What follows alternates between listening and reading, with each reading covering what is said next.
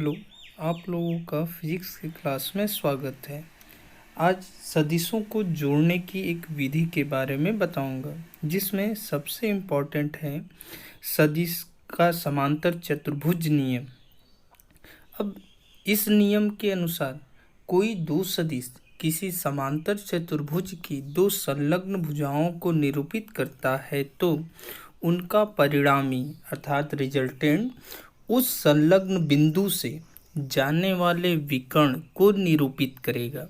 इसमें आपका 2 पॉइंट है। समांतर चतुर्भुज होता क्या है उसे आप जान लीजिए।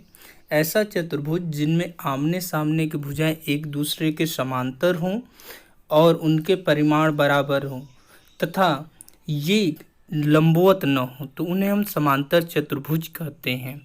जबकि आपका एक और पॉइंट है संलग्न बिंदु। संलग्न बिंदु या संलग्न भुजाएं। संलग्न बिंदु ऐसा बिंदु होता है जहाँ से वो एक दूसरे से जुड़ी हों, अर्थात जो भुजाएं जो है संलग्न भुजाएं हैं किसी एक बिंदु पे अगर जुड़ी हैं तो उस बिंदु से निकलने वाली भुजाओं को हम संलग्न भुजाएं कहते हैं। अब इसको जो है आगे डीपली समझाया गया है, जिसे आप देखकर समझिए। चित्र में आपका एक समांतर चतुर्भुज लिया गया है OPQS, जिसमें OP और OS संलग्न भुजाएं हैं और बिंदु O संलग्न बिंदु हैं। OP वेक्टर A को प्रदर्शित करता है जबकि OS आपका वेक्टर B को प्रदर्शित करता है। इन दोनों भुजाओं के बीच का जो कोण है वो थीटा है। अब OS के समांतर भुजा PQ है तो आपका जो है इसका भी मान वेक्टर B होगा। अब इस बिंदु Q से हम जो है आगे हम लंब डालते हैं आपका भुजा OP पर। अब लंब डालेंगे QN तो हमारा ये एक समकोण बनता है। तो अब इस चित्र में आपका जो है भुजा OQ जो है इस समांतर चतुर्भुज का विकर्ण है, जो इन दोनों सदिशों के परिणाम को प्रदर्शित करता है। जैसे आपका अब इसको हम सॉल्व करते हैं। इस चित्र में से त्रिभुज PNQ लेते हैं। PNQ आपका जो लंबवत आपका है समकोण त्रिभुज जो साइड में छोटा सा दिया गया है।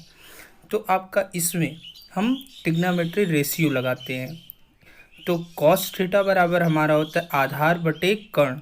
अब इसमें इस त्रिभुज में आधार PN है और कर्ण PQ है तो आपका हो जाएगा cos theta equal to PN बटे PQ। तो Pn की वैल्यू निकाल लेते हैं। Pn बराबर PQ cos थीटा। अब PQ जो आपका है वो वेक्टर B को प्रदर्शित करता है जिसका परिमाण B होता है, B है। अब ये जो आपका हो जाएगा Pn equal to B cos theta. उसी तरीके से साइन थीटा इक्वल टू आपका लंब बटे कर्ण होता है, लंब QN कर्ण PQ। तो QN equal to PQ sine theta अर्थात B साइन थीटा। अब हम त्रिभुज ONQ में लेते हैं, यानी समकोण त्रिभुज ONQ जो बड़ा सा दिया गया जो विकर्ण से मिल रहा है। तो आपका उसमें पाइथागोरस प्रमेय लगाते हैं। पाइथागोरस प्रमेय के अनुसार आपका OQ square equal to ON square plus QN square. अब ON जो भुजा ON है चित्र में आप देखिए तो वो OP और PN के योग के बराबर होगा। तो उस ON की जगह हम रख देंगे OP प्लस PN का होल स्क्वायर प्लस QN। अब यहाँ पे आपका ये जो OP प्लस PN है, OP को अगर हम जो है x मान ले और PN को y, तो ये x प्लस वाई का होल स्क्वायर का फॉर्मूला बनेगा जिसका सूत्र होता है x square plus y square plus 2xy। तो अब ऊपर जो हम निकाले हैं उसमें OP की वैल्यू हमारा माने हुए हैं जो OP है वो वेक्टर A को प्रदर्शित कर रहा है जिसका परिमाण A के बराबर है, और PQ वेक्टर B को प्रदर्शित कर रहा है जिसका परिमाण B है, और भुजा OQ वेक्टर R को प्रदर्शित करता है जिसका परिमाण R है, और आपका एंगल NPQ आपका थीटा होगा। क्यों होगा? क्योंकि ये दोनों आपके समांतर हैं, तो समांतर रेखाओं के बीच का जो कोण बनता है वो समान होता है। अगर किसी समांतर रेखा को कोई तिर्यक रेखा काटती है तो उनके संगत कोण आपस में बराबर होते हैं। तो अब इसमें हम OQ की जगह हम R रख देंगे तो ये हो जाएगा R²।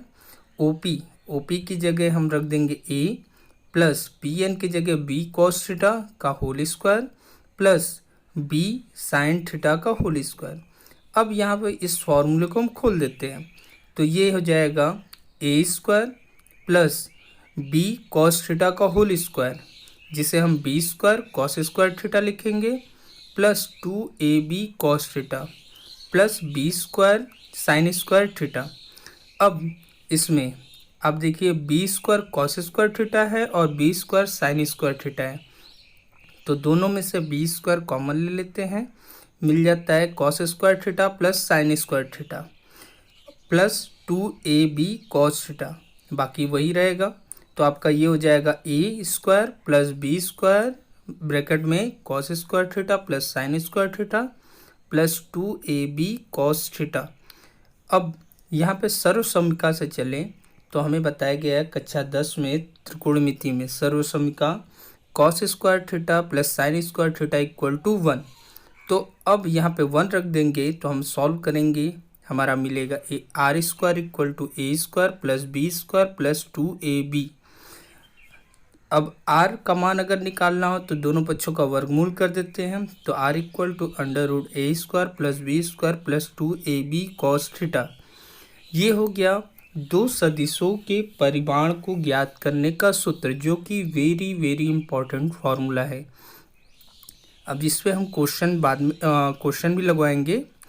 अब इन जो परिणामी सदिश है वेक्टर R, वो वेक्टर A से अगर फाई कोण बनाता है तो tan फाई इक्वल टू आपका जो tan फाई इक्वल टू होता है आपका लंब बटे आधार होता है।